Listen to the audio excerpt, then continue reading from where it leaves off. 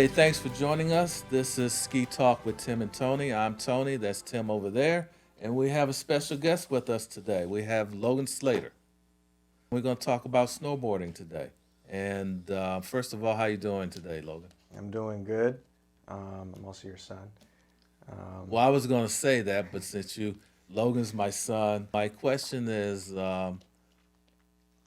when I took you skiing, did you like skiing? Did you enjoy skiing? Because you started at 18 months, but really you started when you were 4 years old when they took you into the program.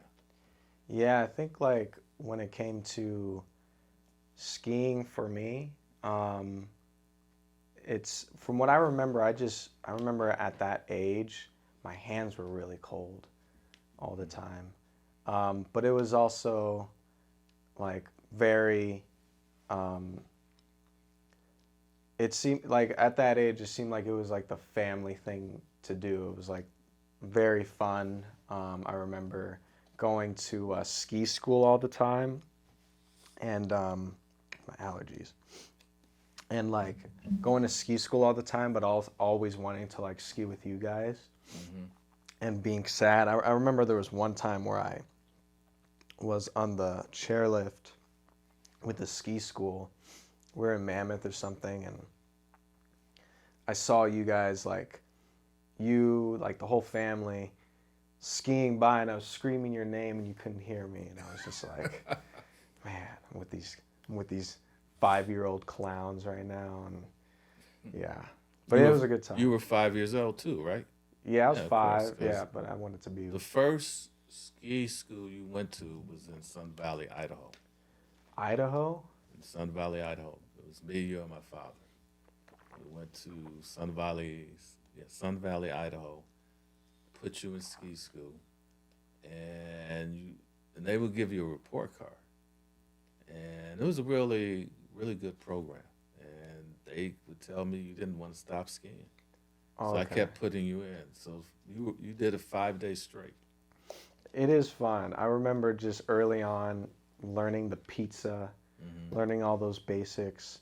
I just remember constantly going to Mammoth. We went to Mammoth a lot when we were, because I just remember that place, like that kid place, like no tomorrow. Like you go up the one flight of stairs, Like and Canyon Lodge. Canyon Lodge, Yeah. and then you hook a left, I think, and it's Yes. like the whole ski school thing there. And I would go there all the time. Um, I didn't know that Idaho, Sun Valley, Idaho was where I started Well, you ski officially school. started in Sun Valley, Idaho, Interesting. but the first time we took you skiing was at Steamboat. You were 18 months old. Steamboat But at you 18 were not months. old enough to be put into programs and stuff. But we had these little baby skis.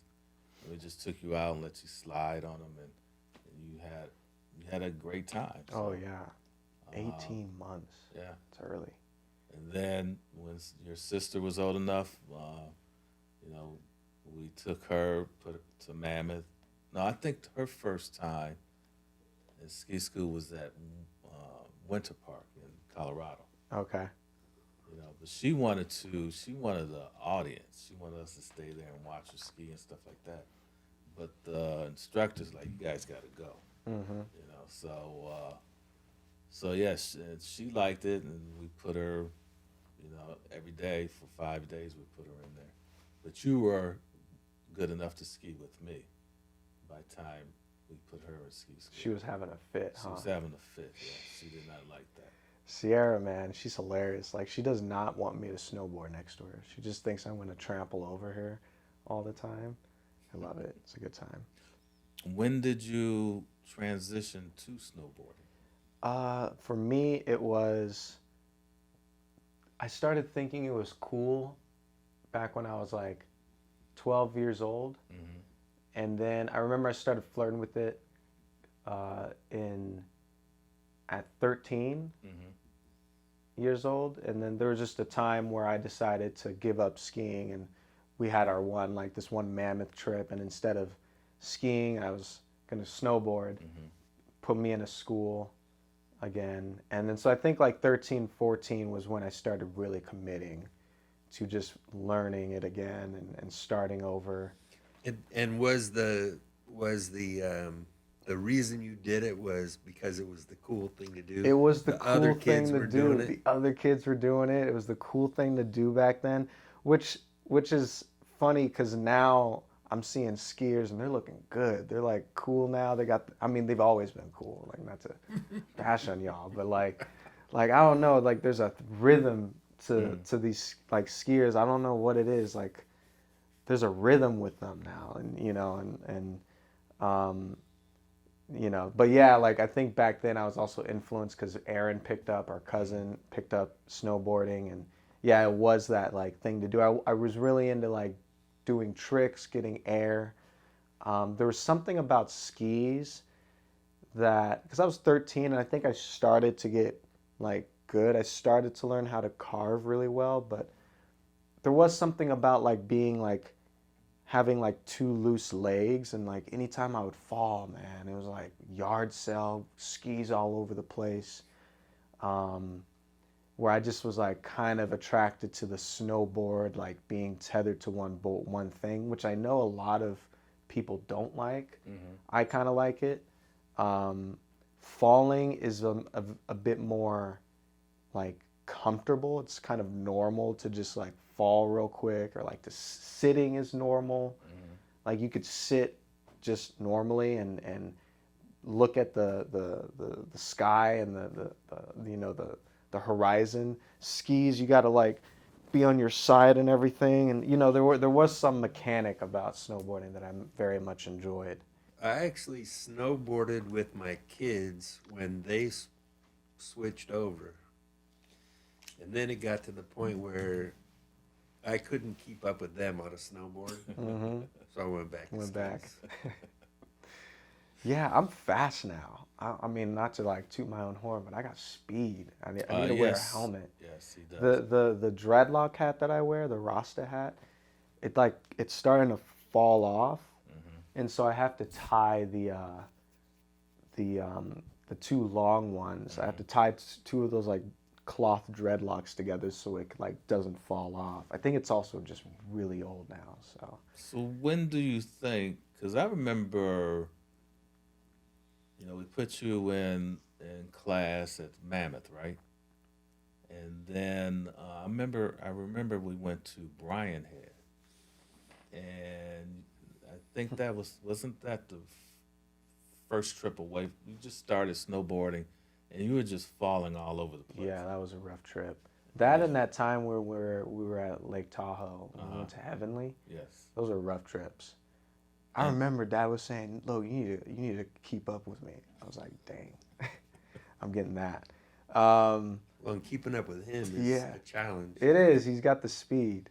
Yeah, the Bryan Head, that was a rough trip. There's just like when it comes to switching over, doing anything, there's just gonna be that time when you're not good, and so you're gonna hold people up, and you're gonna feel weird. You're gonna be annoyed, like, gosh, everyone else is moving and I can't move and all that stuff. But like obviously consistency is key. You keep doing it. You keep learning technique. You don't fall into peer pressure and like do something that's gonna rip your back apart and everything because your friends are doing it, so you can be cool. You do what you can. You challenge yourself. But yeah, that Bryan Head trip was That was rough for you, and it was funny for me. Yes, it was. Why was it funny for you? You had some funny falls. I mean, you would get up, bam. Yep. Bam, Face planted a couple times. Yes, face plants and stuff like that. And I said, okay, he's sticking with it, so he really likes snowboarding. There was this one trip. We were in New Mexico. Where did we go? Taos? No, it wasn't Taos. It was with the fam. It was when we were all at Auntie Lisa's. I don't remember the name of the Remember that? resort. That's where you and Aaron That's where saw Aaron that and I- girl you guys fell in love with. Oh no, that place was amazing. That place, Red River. Red River, yes. It wasn't that. It was like the other place that was very small. It was a very small. Oh, it had an Indian name. Yeah, Supapoo. Supapoo or something like something Okay. similar to that. Honestly, like I love New Mexico. Wasn't even New. It wasn't even Supapoo. It was something completely different. It was close to Santa Fe. Anyways, like that was a fun trip because Aaron was also kind of learning how to snowboard as well, my cousin. And I think like there's something fun about going up with someone who's just equally as bad as you, because then you can figure it out together. And I just remember him and me just falling together and having a joy, having a blast. Falling. There was one time where one of us, we wanted to like take the snowboard off. You know, we're just being rambunctious. We're like 15 years old, and no, everyone hates a 15-year-old snowboarder. Like no one Yes, I wants to can- be around anyone between 15 and 25, maybe, And why is or that? older, And because why they're is just we're just dicks. Like we're I didn't just have to the say it. worst. Like I mean, I'm good because I was a skier, so I know it. But like there are I think some. your dad and I experienced that firsthand. As a matter Yes. of fact, Yeah. your sister too. Oh Yes. gosh, I heard about that. I saw pictures of that. Yeah, yeah. It tore up my back when the snowboarder ran into me. Took me out. That sucks. And then he tried to take off. Try to take off, right? Yeah, and somebody made him stay. Yeah. That's you had to go on a stretcher, or Not a whatever it's called. stretcher. They took me down on The the basket. The yeah. basket. Yeah, they skied me down, and Tim drove home, and I was down for I don't know, 6, 7 months or something like that, and still have issues with it. The rest of my back. Yeah, honestly, and it is like a thing. Like there's something about snowboarders. I think it's because we go we're sideways, so we go fast. So there's like a part of us that can't see. Like when we're this way, So you had that blind spot. there's more of a blind spot. I don't know what it is, but it is a true thing that like snowboarders just mess up people. And it's like I see it all. My friends do it sometimes, like going fast and then just bumming into someone, and then hard too. And I'm like, I don't know. There's just something about like being young, even being my age right now, 30, and like just wanting to like be a little careless on the on the lift, and it's fun, but it's also dangerous. Like you got to be careful. Do you think you would go back to skiing, or is this just you're a snowboarder now? I mean, I'd like to try it eventually, but I think I'm gonna stick with snowboarding. It'd be cool to try it, but I already know like going back on skis. It might feel natural, but it's like it's been such a long time that I would have to learn it again, and I don't know if I want to do that over again. So how long you been snowboarding now? I think like if I started like honestly 17 years now. It's been 17 years. Yeah. 17. Wow. That makes me think about. I was riding up the chairlift. I went skiing by myself at Mount Baldy one time, and I was riding up the chair, and there was a woman that was on the lift with me, and she had a snowboard on. And I mean, this was back in, God, it could have been in the 70s, early 80s, something like that. I can't remember when they came out, but it was really early on. I was like, what's the deal? I'm talking to her. And I believe she owned the company that made the snowboards. Wow. Yeah, it was. I'd love to know who that was, and what the story was. Yeah, because that's crazy. That's Because in really the cool. snowboarding, they really started seeing snowboarders on the mountain in the 80s. Probably in the 80s, yeah. Because I remember, some resorts did not allow snowboarders. There's some resorts that But still I think don't it allow. got so popular, and Yeah, they they started had to thinking do that it. money, like they started letting snowboarders on the mountain. I could be wrong, but I think there's only 2 in the United States now. And That one of them's Deer Valley. Because we were in Utah, and we were going to go to Deer Valley because I have the Icon Pass, and I wanted to go. And you snowboard, and they wouldn't let you Yeah. go on the mountain because you were snowboarding. So, and I think both resorts in Utah. I think Alta, is that the other one? Yeah. Because snowbird, that they just recently, They just a and couple of years ago started letting snowboard. yeah, and that I really want to go there because that's known to be like very hard. Like the vertical of that mountain is just steep. And for me, I've never really been much of a trick person. I'll go on jumps. Lately, actually, I've been more into jumps. But to just bomb down a mountain and pick up speed and hit the steepness, that's what I'm really into. I'd like to at least one time try to do like heli skiing. That's fun. I've done that. Yeah. Doesn't have to be like one of those Warren Miller freaking going down a glacier, but there's like just to go on a helicopter, jump down and then go down some mountain that's doable. Like, Fresh tracks. yeah, I really want to try that one time. What's the hardest thing about snowboarding?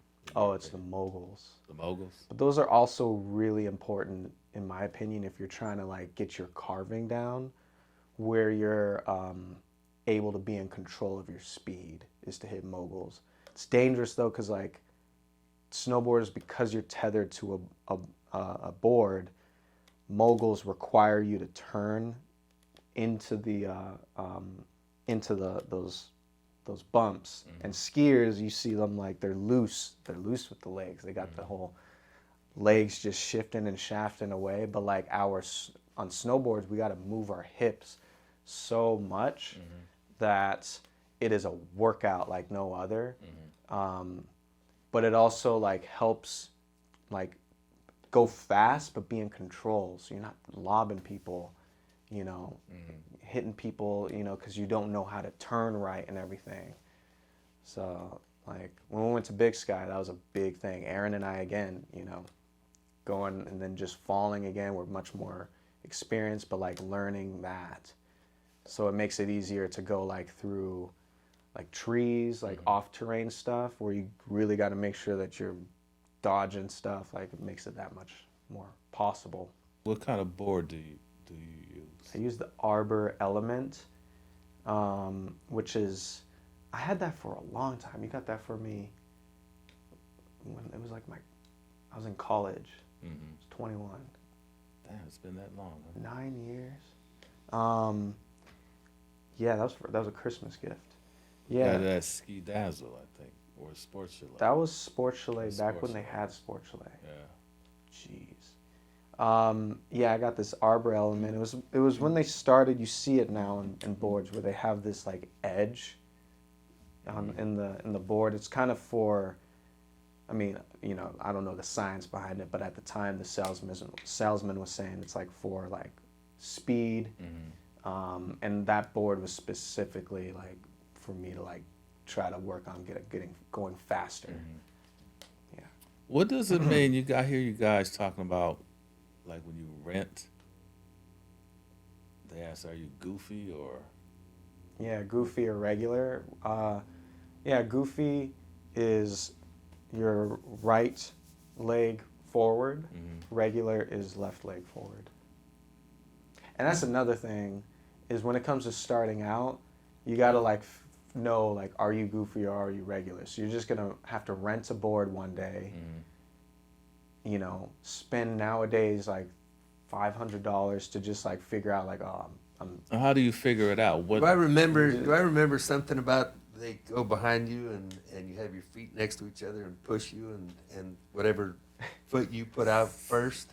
I wish I knew that back then. That would have made it. That would have made it a much. I don't know. That comes to mind. I don't know Yeah. if that was a thing or not. That makes sense though. I mean, if you're skating, if you're longboarding, it's most likely going to be the same. I remember for me, it was a pain, but like that one place we went to close to Santa Fe in New Mexico, I rented Goofy, and I'm like, yeah, this doesn't feel right. So I had to go back in and get a regular board. Renting is the worst. Why? Because it's like I remember I went to Big Bear with like my friends. It was for New Year's Eve. And you know, it's like you got some of us who have been up, so we got our own gear, but you got most people who don't have gear. And so it's just a quest to have to like go get the gear. And I just remember it was when I had the Icon Pass, so I was okay. I didn't care. But we didn't get on that mountain in Big Bear until like 1 o'clock. My homie was pissed. Because he was good, but it's like, you know, when you got people and you got to go in and get the gear, I get it. It's much easier. Well, how long did it take? I mean, when you got a crew and you're all getting gear, that's probably an hour right there. It's a busy day. Yeah. See, Tony, it's not like you and I, right? We would be at the rental place at 8 o'clock in the morning. Thank you. Yeah. Thank you. You got us. These guys, as it is, you know, they're not going to get on the mountain Yeah. until 10. Yep. And not even like we got there to Big Bear, we had to go to that Denny's. So we, you know, we had to eat. Which I would see. The thing is, like, with the Icon Pass and the Epic Pass and all those things, you don't care as much. Like, you're good, you know, and I love that. But yeah, you eat, and then you got to rendezvous to get the gear. And sometimes the gear can actually be quick, but now you got to get the gear into the car. That takes time. Somehow, all this stuff takes forever. Well, and then you got to park, and because you get there later, you got to park further away. Exactly, the parking. So now we're parked way further away. We're either gonna wait in line to take the shuttle up to the mountain or walk. People had to go to the restroom, so we started walking. So now we're in there. Now we got to get the tickets. Damn. Now we got to be in line to get the tickets. And after all that, people are hungry again. Yeah. People are thirsty. People got to use the restroom. You ain't getting on that mountain until like 12:30, 1 o'clock easy. You guys spent $100 and some for the lift ticket. All that money. My friend, he spent like, you know, $250, $300 or something. Mad. Living. Well, you can understand. I mean, you guys I'm sure you understand why I was the way I was when you were under my command. Yeah. Like, all right, let's get up. Let's go. Let's go. What time do we get to the mountain when we go to Big Bear? We get there before they open. We're sitting in the car just chilling, listening to We music. get up there about 7 o'clock in the morning. Plenty of parking right there, 5 rows away from the the resort. And you know, we wait maybe an hour, and then boom, we're just right on the mountain. Yeah, I think what's fun about big groups is honestly like coming home to a cabin with all your friends and you know all that. But getting the whole mountain thing with a big group of people, no, because you really want to find those, you know, people who are in sync with you. Right. Where you're like, you just want to do the same thing and you don't have to get into Some people are really into it. Some people just go for, Yeah. you know, just to go. Right. The amount of times those people. I'm not getting up that early, you know, and all Yeah. this kind of stuff, and they take their time. Your mother was one of those. Oh, really? I used to drive her crazy. I like, look, you got to get up and be ready so we can go. Yeah. And lift tickets, you know, back then they were like $85 or whatever it was, and she would be, well, why we got to get up so early? I like, because it costs a lot of money to ski, and I like to get some runs in before the crowd gets there. Plus, I want to be able to park closer, because who had to carry all the skis when you guys were little? Me. So I'd rather have that little walk, that little short walk, instead of parking a mile away, getting on the shuttle with 2 little kids, and carrying in all the skis and all that kind of stuff. So your mother and I used to battle a little bit about that kind of stuff. Yeah. Are most of your friends snowboarders? Yeah. Or all of them? I think all of them are. And what do you I mean, there's think? some skiers, but I'm not going. What up do you with think any skiers. drives the younger generation to snowboarding? I mean, it's interesting because I think now like there's more skiers You're right. in the If you in look it this. up, it's kind of tapered off. Yeah, yeah. There was. I mean, I think I think like if it started in the '80s, Mhm. by the time I started getting into it, had like 30 years in its belt. Mhm. So the popularity picks up, and Mhm. you know, there's also like influence. There was this movie called Johnny Tsunami Mhm. on Disney Channel. That was a big influence in terms of snowboarding and Mhm. stuff, like different things that made it this cool Mhm. thing. But yeah, it definitely tapered off because I see a lot of skiers. Mhm. Like I said, like I think snowboarders, like it's cool when you see a snowboarder do a jump and everything, but when a skier's doing a jump, because I understand, I mean, we all understand if that skier falls, it's a yard sale. It's just so much more Mhm. interesting, in my Dramatic opinion, skis to and watch a everything. skier go up and do some crazy flip with their, Mhm. like they look like a spider and everything with their ski poles and Mhm. all that, and like it just it's sexy. It's just Mhm. like something to watch. It's a sight to see. I tried snowboarding after I had the accident at Mammoth. Really. I went up and I said, "Let me try snowboarding." And you know what bothered me the most was the constant taking this off and Hmm. to get on the lift and then putting it back on. 'Cause I had to keep Yeah. bending over, and I had the back injury. Yeah. And I'm like, "Oh man, this is not gonna work." It's a So lot of work. yeah, so At least it seems that way to me. Yeah. I went back down. I said, "Look, turn in the board." I said, "I can't do it," and I got my skis and been skiing. You know, I said, "I'm not gonna do snowboarding because of my back injury." Yeah. So It is a pain sometimes because there could be snow that piles on that area where you're supposed to put your Mhm. boot in. So sometimes you gotta like get that snow off to just like fit your boot in comfortably. Sometimes it ices over, so you're just dealing with like ice underneath your Mhm. boot, you know, tightening it onto the board. So now you just Mhm. got some lob of ice that's Mhm. just there. But yeah, I mean, it has its pitfalls, you know, it definitely. They have these new things. I don't trust them though, where like instead of you having to fasten it in, you can step in. Mhm. I think the technology is probably up now. It's Mhm. probably more safe, but I remember when that was like becoming a thing. It was like in 2014, 2015, Mhm.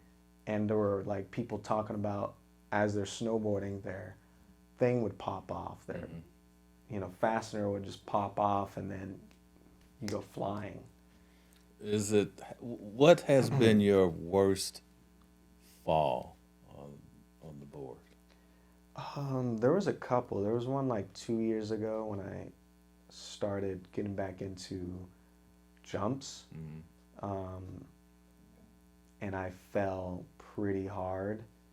I did a jump. Might have been a year ago. Um, did a jump, and like anytime you're doing a jump, you got to go a certain speed.